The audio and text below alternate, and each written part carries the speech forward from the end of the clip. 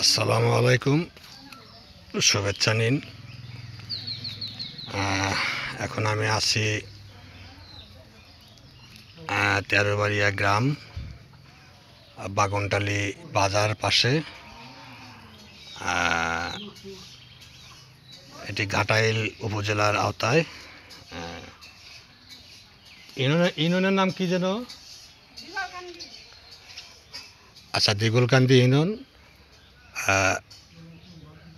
এটি এসেছি মোহাম্মদ আব্দুল জলিল সরকার। ইনি 90 দশকের শেষের দিকে পানিপড়া পীর হিসাবে সারা দেশে এক খ্যাতি আলোড়িত ছিলেন। এই যে কোনাটায় দেখতে পাচ্ছেন, ওইখানে ওনার ঘর ছিল, এখন আর নেই। তো পরবর্তীতে উনি এখান থেকে পাশেই কয়েক কিলোমিটার এই দিকে হবে, দক্ষিণ দিকে উনি সয়াতে স্থানান্তরিত হন। বর্তমানে শুনলাম যে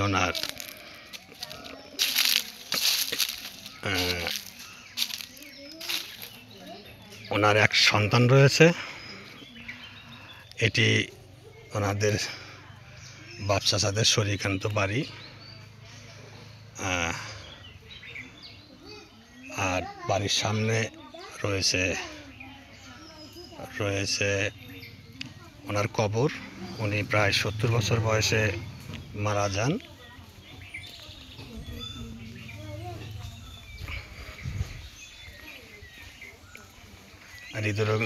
হৃদযন্ত্রের ক্রিয়া বন্ধ হয়ে সম্ভবত সয়ার বাড়িতে, ওইখানে ওনার স্ত্রী এবং সন্তান থাকে। তো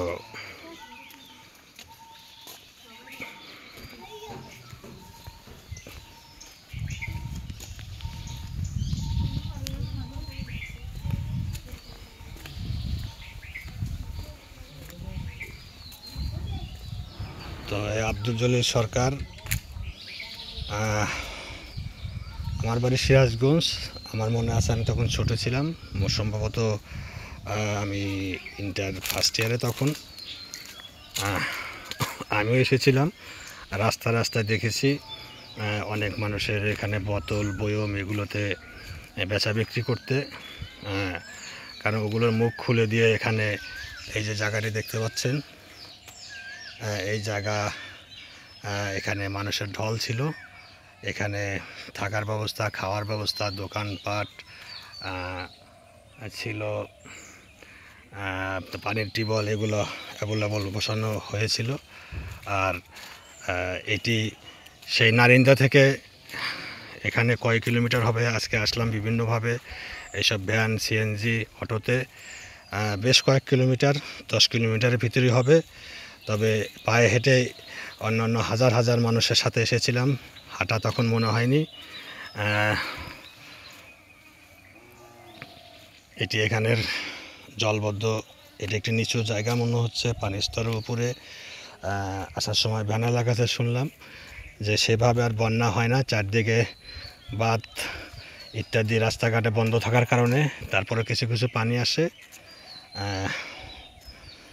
এটি ঘাটাইল উপজেলার একটি গ্রাম। আর উনি, আমার মনে আছে যে এখানে একটা মঞ্চের মতো থাকতো, অসম্ভব ভিড়। উনি মাইকে কিছুক্ষণ পর উনি দোয়া দরুদ পড়ে ফু দিতেন, এবং মানুষজন পরে সেই সব মুখ লাগিয়ে নিয়ে চলে যেত। মানুষের বিশ্বাস সেগুলোতে আরোগ্য হতো। বালতিতে ড্রামে পানি ভরা থাকতো, সেগুলো তো সে ঝাড়ফুঁক করতো। মানে যারা প্রতিবন্ধী, বিকলাঙ্গ এসব মানুষকে আমি দেখেছি সেসব পানি দিয়ে গোসল করতে। আর ওই পানি নিয়ে গেলে ওই পানির ভিতরে আরও পানি দিয়েও ব্যবহার করা যেত, এরকম একটি বিশ্বাস ধ্যান ধারণা ছিল। তো এই হুজুর আব্দুল জলিল এখানে শুনলাম যে উনি ডিগ্রি পরীক্ষা দিয়েছিলেন, পাশ করতে পারেননি।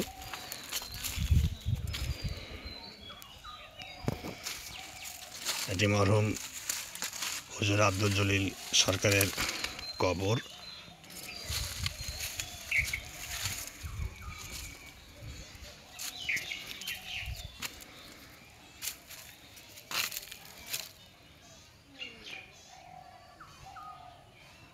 এখানে উনি চিরনিদ্রায় শুয়ে আছেন।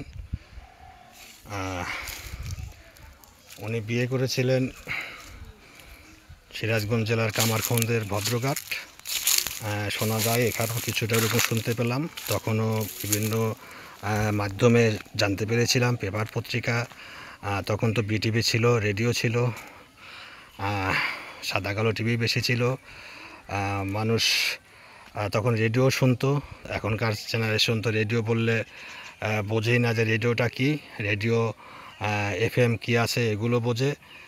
তাও এগুলো সব জায়গায় মোবাইলে চ্যানেল থাকলেও পাওয়া যায় না। তো যাই হোক,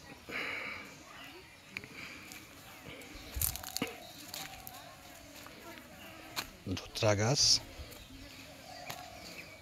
ফুল বিচিতে আরোগ্য হয়, ফুল বিচিতে এগুলা খেলে পাগল হয়।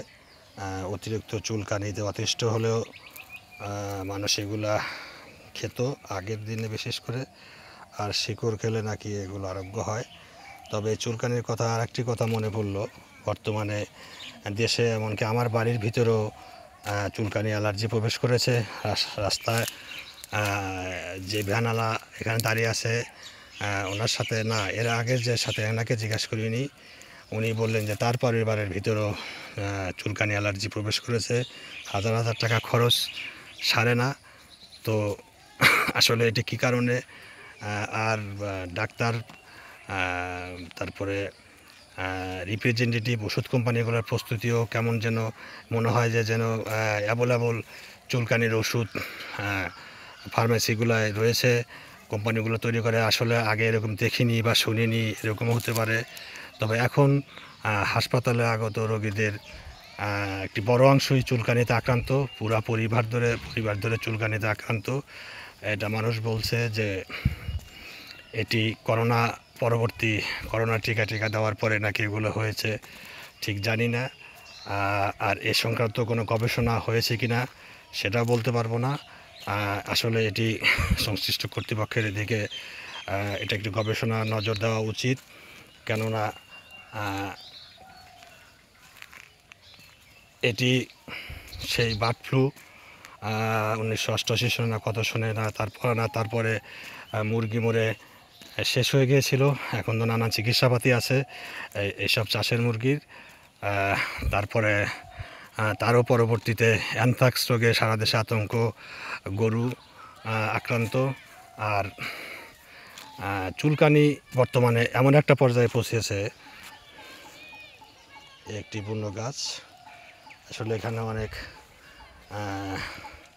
গ্রাম্য নিরিবিলি পরিবেশে অনেক বুনো গাছই দেখতে পাচ্ছি। এটি আগ্রার গোটা। এগুলো মাথায় দিলে বাচ্চারা, এগুলো শিশুকালে চুলে দিলে এগুলো ছাড়তে চায় না। তো এই সবুজ ধানের এই অঞ্চলটা, এই যে অনেক বড় অঞ্চল ধরে এখানে মানুষের হাজার হাজার মানুষ জমায়েত হতো সেই আব্দুল জলিল সরকারের ঝাড়ফুঁকের পানি গ্রহণ করতে, পানি পড়া পীর। তো যেটি বলতেছিলাম যে চুলকানি আজ মহাকারে ছড়িয়ে গেছে। আসলে এবার এটি নিয়ে কীভাবে কী লেখালেখি হচ্ছে বা হয়েছে বলতে পারবো না।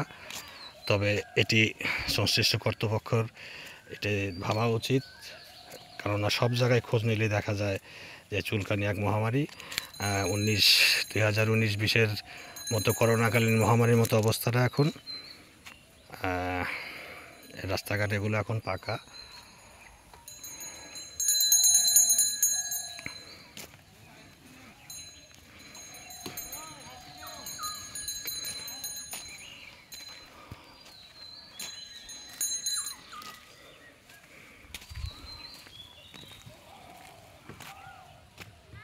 দেখতে পাচ্ছেন পানিপাড়া পীর মরহুম আব্দুল জলিল সরকারের পৈতৃক ভিটা। পরবর্তীতে ওনার নাম ডাক শুনলাম যে উনি 12 বছর সাধনা করেছিলেন, কঠিন সাধনা, অবিবাহিত অবস্থায়। তখন তো তিনি বিবাহ করেননি, উনি বিয়ে করেছিলেন শুনলাম 40-45 বছরের ভিতরে। স্বপ্নে পাওয়া এক নারীকে দেখেছিলেন, পত্র লিখেছিলেন, যোগাযোগ করেছিলেন সিরাজগঞ্জের ভদ্রঘাটের। পরে সেখান থেকে সেই মেয়ের পক্ষ থেকেও সাড়া দেওয়া হয়, উত্তর দেওয়া হয়, রাজি সিগন্যাল রাজি হয়ে যায়। পরবর্তীতে তার বিয়ে হয়। তো আমরা জানি এখনও যাদের স্মৃতিতে আছে বা মনে করলে তারা বলবে যে হ্যাঁ, নারিন্দা, ভবাপুরের নারিন্দা সেই পানিপড়া পীর। আসলে এটি নারিন্দা নয়, নারিন্দা কালীহাতির একটি ইউনিয়ন। দেখে আসলাম সেই এলেঙ্গা টাঙ্গাইল সড়কের পাশে। যেহেতু তখন ওটি একটি বাস স্টেশনই হয়ে গেছিলো, মানুষ ওখানে হাজার হাজার মানুষ নামতো, চারদিক থেকে লঞ্চে বাসে এসে ওখানে নামতো। আর তারপরে ভবাপুরের নারিন্দার পানিপড়া পীর।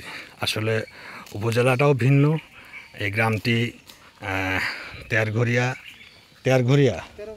তেরোবাড়িয়া ইউনিয়ন, দিগলকান্দি ইউনিয়ন, দিগলকান্দি, ঘাটাইল সম্পূর্ণ আলাদা, কিন্তু মহাসড়কের পাশে নারিন্দা মানুষ চিনত। আর ভবাপুর এক অনেক বহুল পরিচিত এক ঘাট থাকায় সেই ভবাপুরের নারিন্দার পীর, পানিপড়া পীর হিসাবে মানুষ এখনও যারা জানে। আসলে বিষয়টি এরকম নয়। ইনি ঘাটাইলের এই গ্রামের বাসিন্দা। তো যাই হোক, শেষ মুহূর্তে দেখে নিন, উনি এই সবুজ ধান দেখতে পাচ্ছেন, এইটুকুতে এখানেই লোকারণ্য। তবে জানা যায় যে উনি আসলে, আমিও দেখেছি, যদিও আমি পানিপড়া ছোট হলেও তখন আমি কোনো পানিপড়া নিতে আসি নাই, আমি ঠিক কোতোয়ালে এসেছিলাম। কারণ ওই সময় আর একটা রোগ হয়েছিল, যেটি এই যে বললাম, চুলকানি, অ্যানথ্রাক্স, তারপরে মুরগির বার্ড ফ্লু। ওই সময় একটি রোগ ছড়িয়ে গিয়েছিল, মাছের রোগ। মাছ ঘা হতো, শরীরে ঘা হতো সারা দেশেই। তো আমার পরিচিত এক মানুষ, উনি একটু আমার অনেক সিনিয়র, উনি ঠিক তার 2-1 দিন আগেই এখানে এসেছিলেন। উনি একটু মানে কৌতূহল রসিকপ্রিয় লোক ছিলেন। ওনার সাথে আমার দেখা হলো, তুমি আমি সম্পর্ক ছিল। উনি ওনাকে জিজ্ঞাসা করতে উনি বললেন যে হ্যাঁ, আমি ঘুরে এলাম। তো উনি মাছের কেন ঘা হচ্ছে এটি উনি জানবেন। এখন কিভাবে জানবেন জানি না। উনি একটু কৌতূহল করে বলেছিলেন যে উনি জেনে আসবেন পানিতে নিচে গিয়ে যে কীভাবে ঘাটা হচ্ছে। তো যাই হোক, এটি উনি রংচং চড়িয়ে বলেছিলেন। সেই তরুণ বয়সে মনের একটা কৌতূহল, আমি এসেছিলাম। এই সেই পানিপড়া পীর, ভবাপুর নারিন্দা, আসলে ঘাটাইলের এই তেরগড়িয়া, এই যে শুনলেন ইউনিয়নের এই গ্রাম, এই তার পৈতৃক ভিটা, এই তার কবরস্থান। উনি এখানে শুনলাম যে উনি যুবককালেও অনেক সৎ ছিলেন। উনি 12 বছর সাধনা করেছিলেন। উনি মাছ মাংস খাননি। সাধনা করে উনি আরবি বা কালাম ভিত্তিক উনি একটা সাধনা পেয়েছিলেন, যে মানুষকে হয়তো এরকম হতে পারে যে মুখে কলেমা বা সেটা ইসলামের দৃষ্টিতেই মানে একটা করলে, যেটা উনি গোপনে সাধনা করে পেয়েছিলেন বললে, সেটা তারা ফু দিলে সেটা প্র্যাকটিক্যাল পানির সামনে নিয়ে বা দূরে থেকে মানুষের আরোগ্য হবে। তো তো যাই হোক, এটি একজন দুজন করে প্রচার হয়ে যায়, এটা পরবর্তীতে সারা দেশ ছড়িয়ে পড়ে এবং এখানে অসংখ্য হাজার হাজার মানুষের সমাগম হয়। ওইকালীন ওই সময়ের যারা মানুষ আছেন তারা সারা দেশেরই মানুষ, আর আমাদের দিকের মানুষ তো তারা ভালো মতোই জানেন, কারণ তখন ঈদে যেভাবে ঈদ ছুটিতে লঞ্চে মানুষ ভিড় হতো, আমাদের সিরাজগঞ্জ প্রান্ত থেকে হাজার হাজার মানুষ লঞ্চ ভর্তি হয়ে আসতো। কোথায় কোথায় যাচ্ছে? নারিন্দার পানি পড়া পীর। এবং চিনতে হতো না, ভিড় জমায়েতি ভুয়াপুর ঘাট পেরিয়ে পৌঁছে দিত নারিন্দা সড়কের পাশে, স্টপেজ হতো বাসের। ওই সময় ওইভাবে অন্যান্য যানবাহন তেমন ছিল না। তো এটি তো 1988 সনের কথা হবে সম্ভবত। তো তারপরে মানুষের ভিড়ই বিভিন্ন সাইড থেকে এখানে পৌঁছে দিত। তো আজ এই পর্যন্তই। সবাই ভালো থাকবেন, সুস্থ থাকবেন। ধন্যবাদ।